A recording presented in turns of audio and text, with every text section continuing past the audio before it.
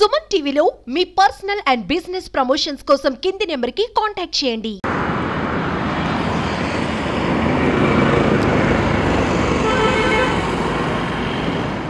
తెలంగాణ దాటి కర్ణాటకలో అడుగు పెట్టబోతున్నాము. ఇక్కడ నుంచి కర్ణాటక లిమిట్ స్టార్ట్స్. ఇక్కడ వెల్కమ్ బోర్డు చూస్తున్నాం మనం. నమస్కారం, welcome to temple tour with Gitanjali.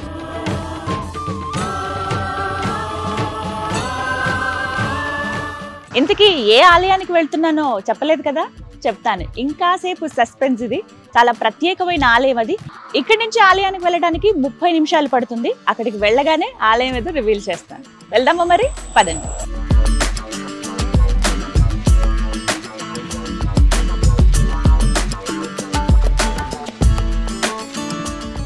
ఇక వెయిటింగ్ ఓవర్. ఏ ఆలయ దర్శనం కోసం నేను వచ్చేసానో మీకు ఆల్మోస్ట్ అర్థమైపోయింది కదా.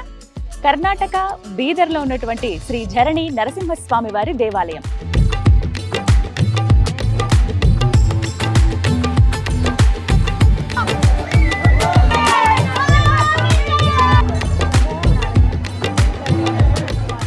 ఈ ఆలయం ప్రత్యేకత ఏంటో తెలుసా? 300 మీటర్ల వరకు మనం నీళ్లలో నడుచుకుంటూ గుహలోపలే వెళ్ళాలి. స్వామివారి ఇక్కడ భూమికి 150 మీటర్ల దిగువలో ఉంటారు.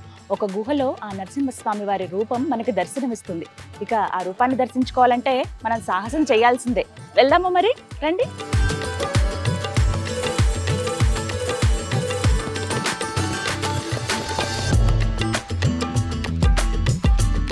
మనం మెయిన్ రోడ్ దగ్గర నుంచి మెట్లు దిగి ఆలయం దగ్గరికి వచ్చాం. ఇంకొక మార్గం కూడా ఉందని చెప్పాను కదా, అది ఇదే దారి. పార్కింగ్ కి కింద చాలా ప్లేస్ ఉంటుంది, అక్కడ వెహికల్స్ పార్క్ చేసుకోవచ్చు. కాకపోతే అక్కడికి వచ్చిన వాళ్ళు మెట్లు ఎక్కి ఆలయం దగ్గరికి రావాల్సి ఉంటుంది.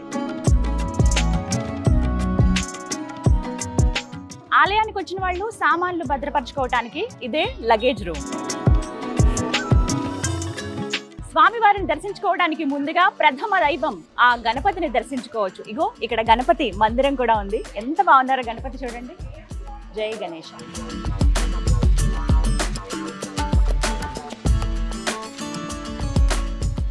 ఆ మహాగణపతిని దర్శించుకున్న తర్వాత స్వామివారి దర్శనానికై ఇలా గుహ లోపలికి వెళ్లాల్సి ఉంటుంది. ఇదే ఆ మార్గం. నమో నారసింహ. బీదర్ చుట్టుపక్కల ప్రాంతాల ప్రజల ఆచారం ఏంటో తెలుసా? నూతన వధూవరులు వివాహమైన వెంటనే స్వామివారి దర్శనం కోసం ఖచ్చితంగా వస్తారు. ఆ శ్రీ మహావిష్ణువుకి ఎంతో ఇష్టమైనది అతి పవిత్రమైన తులసి. ఆ మహావిష్ణు రూపమైన నారసింహుడి ఎదురుగా ఇక్కడ ఆ తులసి కోటను మనం చూస్తాం. ఇక్కడే ప్రదక్షిణాలు చేస్తూ ఉంటారు. అలాగే లోపలికి కొబ్బరికాయలు, అలాగే పూలు, అగరబత్తి ఏవి అనుమతించరు. అందుకే ఇక్కడ తులసమ్మ వారి దగ్గరే ఈ కొబ్బరికాయని కొట్టి అగరబత్తిని వెలిగించి ఆ పుష్పాలను అమ్మవారికి సమర్పించి లోపల దర్శనానికి వెళ్ళాలి.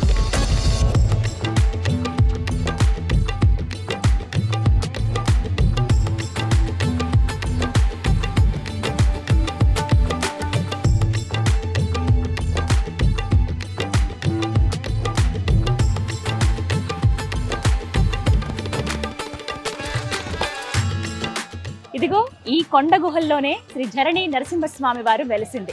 ఇది మానవులు తొలచిన కొండ కాదండి, స్వయంగా ఆ స్వామి వారే వెలిసినటువంటి కొండ. ఈ స్థలానికి ఒక పురాణ గాథ కూడా ఉంది, అది కూడా వివరిస్తాం. ఇక్కడ స్వామివారిని దర్శించుకోవాలంటే నీళ్లలో తడుచుకుంటూ వెళ్లాల్సిందే. ఆ తడి వస్త్రాలతో మళ్ళీ వారు వచ్చిన ప్రాంతాలకు వెళ్ళలేరు కాబట్టి ఆలయ కమిటీ వారు ఇక్కడ చేంజింగ్ రూమ్స్ ని ఏర్పాటు చేశారు. ఆ నరసింహస్వామి దర్శనానికి వచ్చే భక్తులు ఇక్కడే స్నానాధికాలు ఆచరిస్తూ ఉంటారు. ఇలా నంది నోట్లోంచి వస్తున్న ఈ నీరు ఉంది చూసారా? ఈ నీరు స్వయంగా ఆ నరసింహస్వామి వారి పాదాల చెంత నుంచి వస్తున్నది.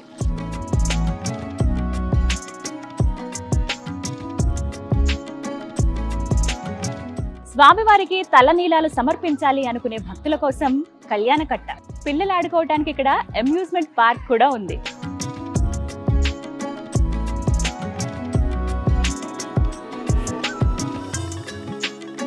ఆలయం లోపలికి ప్రవేశించడానికి టికెట్ తీసుకోవాల్సి ఉంటుంది. ఇక్కడే టికెట్ కౌంటర్. అలాగే మరిన్ని వివరాలు ఏమైనా తెలుసుకోవాలి, ఆలయం గురించి ఏమైనా విశేషాలు తెలుసుకోవాలనుకుంటే ఆఫీస్ రూమ్ కూడా ఇక్కడ అందుబాటులో ఉంటుంది.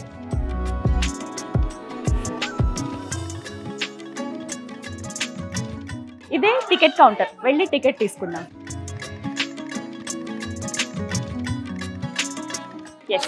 టికెట్ తీసుకున్నాము, లోపలికి వెళ్ళొచ్చు. ఇక్కడ ఆలయం వేళలు చాలా క్లియర్గా రాసి ఉంచుతారండి, మనం చూడొచ్చు.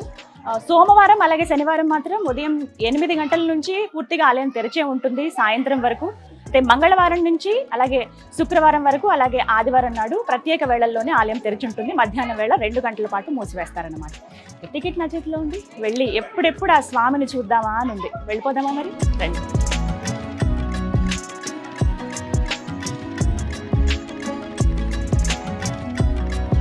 తీసుకున్న టికెట్స్ ఇక్కడ చెక్ చేస్తారు. లోపలికి ఫోన్స్ కానీ లేకపోతే ఏమైనా కెమెరాస్ కానీ అస్సలు అలౌ చేయరండి. చాలా స్ట్రిక్ట్ చేసేసారనే చెప్పుకోవాలి. ఇంతకుముందు చాలా మంది ఇలా వీడియోస్ తీస్తున్నారు అవి అని చెప్పి అలా మూలమూర్తిని ఫోటో తీయకూడదనే ఉద్దేశంతో చాలా వరకు లోపలికి అలౌ చేయట్లేదు. మనం స్పెషల్ పర్మిషన్తో లోపలికి దర్శనానికి వెళ్తున్నాం.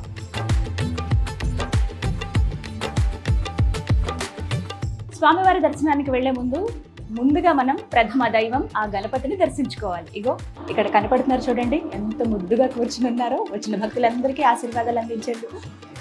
జై గణేష్.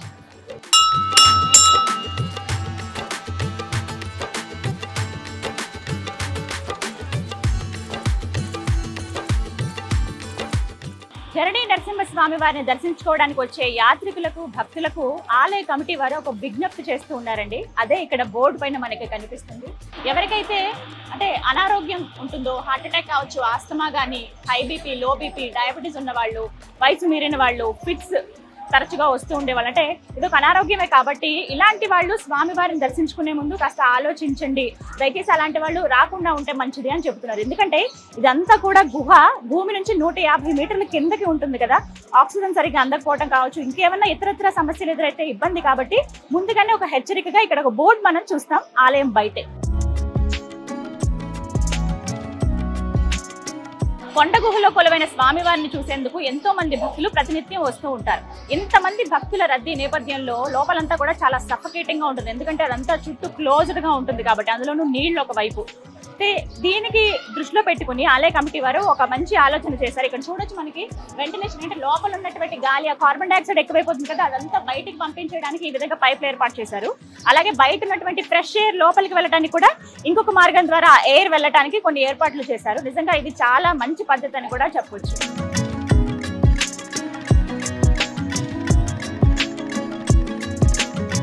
ఇదే ఆలయంలోకి ప్రవేశించడానికి ప్రధాన ద్వారం. స్వామివారికి మనస్ఫూర్తిగా దండం పెట్టుకుని లోపలికి వెళ్దామా? నమో నారసింహ.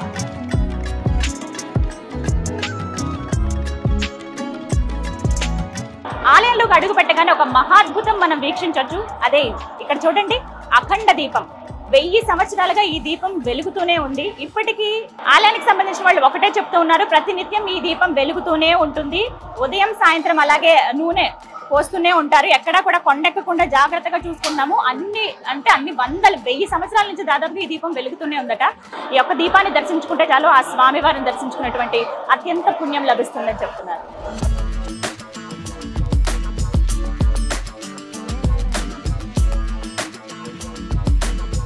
ఇక్కడ లోపలికి వెళ్లే కన్నా ముందే ఇక్కడ మనకి లక్ష్మీ నారసింహుడు ప్రహ్లాదుడితో సహా ఇక్కడ దర్శనమిస్తారు. సాలిగ్రామ మూర్తి ఇక్కడ మనం ముందుగానే దర్శించుకోవచ్చు. నమో లక్ష్మీ నారసింహ.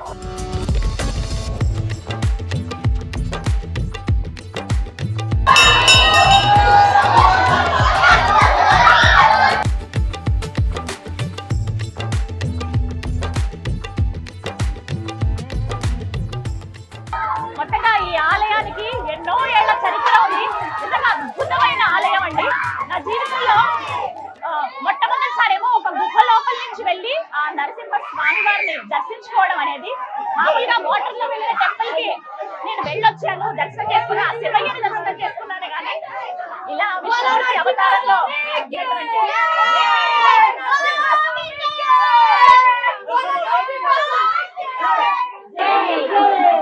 ఎంత ఆనందమో చూడండి. మామూలుగా ఎక్కడికైనా పిక్నిక్కి వెళ్ళినప్పుడు, ఎక్కడికైనా సరదాగా కుటుంబంతో వెళ్ళినప్పుడు బాగా ఎంజాయ్ చేస్తూ ఉంటారు. కానీ ఇక్కడైతే ఆ దైవ దర్శనానికి వచ్చి ఎంత అద్భుతంగా స్వామిలో లీనమయ్యి జై నారసింహ, జై జై నారసింహ అనుకుంటూ స్వామిని దర్శించుకోవడానికి వెళ్తూ ఉన్నారు. చిన్న చిన్న పిల్లలు, పెద్దవాళ్ళు, చాలా మంది, ఎంతో మంది భక్తులు వస్తూ ఉన్నారు. ఇక్కడి వరకు వాటర్ వచ్చినా ఉన్నారు. ఎంత చక్కగా ఇదిగో మొత్తం పెళ్లి కూతురు పెళ్లి కొడుకు ఎత్తుకుని తీసుకెళ్తున్నాడు. ఒక్కసారి ఇది చూడండి, మొత్తం ఇదంతా కూడా గుహ, పూర్తిగా గుహే. చూడండి ఇదంతా కూడా గుహ. ఇదేదో మానవ నిర్మితం కాదు, నిజంగా దానిలో ఏర్పడ్డదే. మన ప్రకృతి ఎంత రమణీయంగా ఉంటుంది. ఆ భగవానుడు సృష్టించినటువంటి ప్రకృతి ఇది. ఆ ప్రకృతిలో ఈ గుహ, ఆ గుహలో ఆ ప్రకృతి దేవుడు మహాదేవుడు శ్రీ మహావిష్ణువు అవతారమైనటువంటి నారసింహుడు. కొంచెం ఎగుడు దిగుడుగా ఉంది కింద, అంటే సమాంతరంగా లేదు. కింద ఇసుకలు ఉన్నాయి, రాళ్ళు ఉన్నాయి. అంటే పూర్తిగా ఇది సహజంగా ఏర్పడింది కదా, అందుకనే మనకి తెలుస్తుంది. కిందంతా చెరువులో నడిచినప్పుడు ఎలా అయితే అలా కింద రాళ్ళు రెప్పలు అవన్నీ తగులుతున్నాయి కాళ్ళకి. కానీ అదేది మనకి హాని చేయవు, నొప్పనిపించవు. ఎందుకంటే ఆ నామ అంటే ఆ హరిని స్మరించుకుంటూ, నరసింహుడిని స్మరించుకుంటూ గోవింద ఎవరైనా ఆయనగా. ఇక్కడ వరకు ఒక మార్గం అండి. ఇక్కడి నుంచి చూడొచ్చు 100 మీటర్లు మనం ముందుకు వచ్చాం గుహలో. ఇక్కడి నుంచి ఇంకా మనం 200 మీటర్లు వెళ్లాల్సి ఉంటుంది. ఇక్కడ భక్తుల సౌకర్యార్థం ఈ విధంగా లైట్స్ మనం చూడొచ్చు. లైట్స్ అరేంజ్ చేశారు, ఎందుకంటే గుహ కదా చీకటిగా ఉంటుంది. అలాగే పట్టుకునేందుకు వీలుగా ఈ విధంగా పోల్స్ ఏర్పాటు చేశారు. ఇలా పట్టుకుంటే జాగ్రత్తగా వెళ్ళొచ్చు.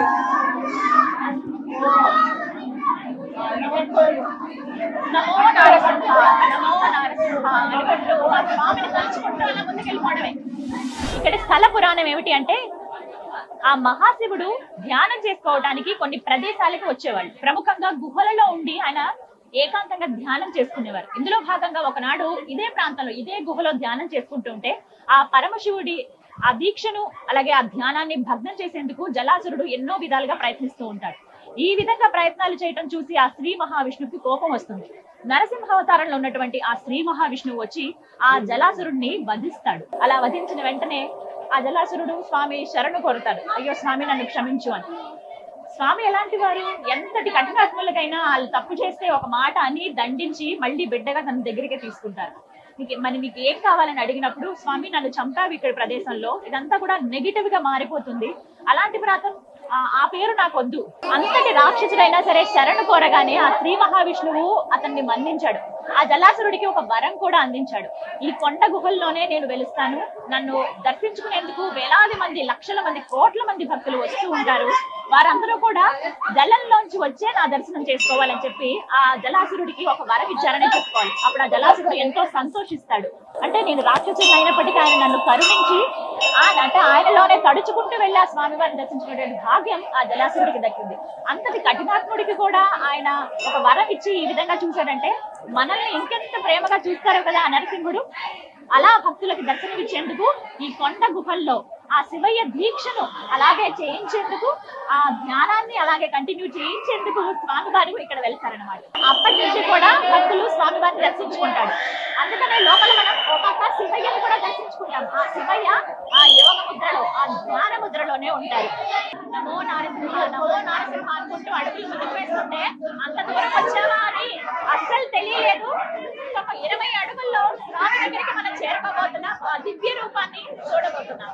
దానికి విధంగా మెట్లు ఉంటాయి, ఇక్కడ నెమ్మదిగా ఎక్కాలి. చాలా అంటే రాళ్లలాగానే ఉంటాయి మెట్లు.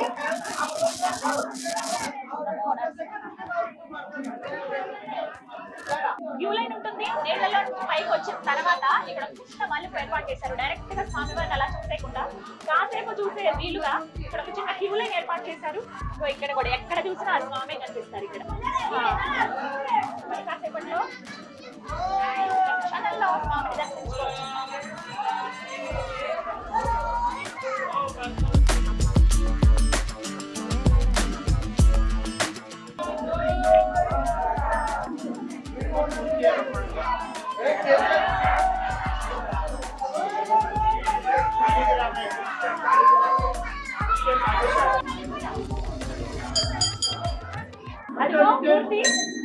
ఎంత సంతోషంగా ఉందో తెలుసా, శాలిగ్రామ రూపంలో ఉన్న మూర్తిని దర్శించవచ్చు. కొంచెం పైగా స్వామివారి ముఖం మనకి కనిపిస్తుంది. కిందిగా పాదాలని దర్శించుకోవచ్చు. నమో నారసింహ, ధరణి నరసింహ స్వామి నమో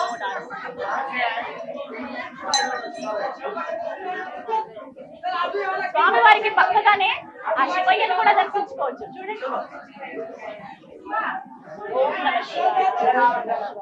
శివకేశవులు ఇద్దరికి కూడా భేదం లేదు అని చెప్పేందుకు ఇది మరొక నిదర్శనంగా చెప్పొచ్చండి. ఇక్కడ స్వామివారు ఓ పక్కగా ఉంటే మరోవైపు ఆ శివయ్య దర్శనం ఇస్తూ ఉన్నారు. ఇద్దరిని ఒకేసారి దర్శించుకునేటువంటి మహద్భాగ్యం ఈ గుహలో. ఓం నమః శివాయ. ఓం నమః.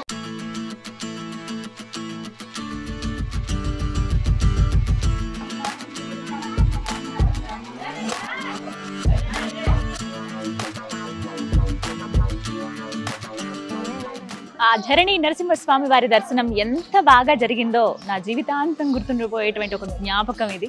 చాలా చాలా బాగుంది. మళ్ళీ మళ్ళీ చూడాలనుంది స్వామిని. ఆ మహద్భాగ్యం ఆయన ఇస్తే మరోసారి తప్పకుండా వస్తాను. దర్శనం బాగా జరిగింది. ఇక స్వామివారి ప్రసాదం లడ్డు.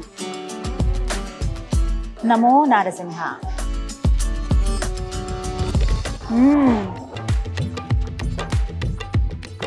చాలా రుచిగా ఉంది. ధరణి నృసింహస్వామి వారి దేవాలయం దగ్గర ఇదే ఆవరణలో మనం ఎన్నో ఉపాలయాలను కూడా దర్శించుకోవచ్చు. అందులో భాగంగా హనుమాన్ దేవాలయం. జై భజరంగబలి. జై హనుమాన్.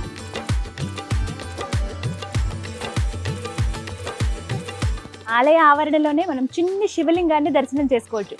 చిన్న మందిరం ఎంత బాగుందో చూడండి. బుజ్జిగా ఉన్నారు శివయ్య లోపల. బయట మనం ఈ చిన్ని శివయ్య మందిరం చూస్తాం. గుహ లోపల కూడా ఆ శివయ్యను మనం దర్శించుకోవచ్చు. ఇదే ఆలయ ప్రాంగణంలో నవగ్రహ మండపం కూడా మనం చూస్తాం. ఇదిగో ఇక్కడే నవగ్రహాల్ని ప్రతిష్ఠించారు. ఆదిత్య సోమ మంగళ బుధాయ చ గురు శుక్ర శనిభ్యశ్చ రాహవే కేతు. మరోవైపున దత్తాత్రేయ స్వామి వారి మందిరం కూడా ఉంది. ఇదే ఆ మందిరం.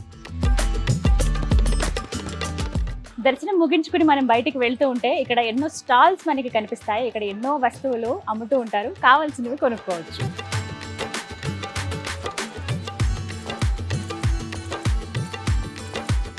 చూసారుగా బీదర్లో ఉన్నటువంటి శ్రీ ధరణి నరసింహస్వామి వారి దేవాలయాన్ని. ఎంతో సుందరమైన దేవాలయం. మీ అందరికీ కూడా ఆ స్వామివారి దర్శన భాగ్యం కలగాలని కోరుకుంటూ మరో దివ్య ఆలయ సందర్శనంతో టెంపుల్ టూర్ విత్ గీతాంజలిలో మళ్ళీ కలుద్దాం. అంతవరకు సెలవు. నమో నారసింహ.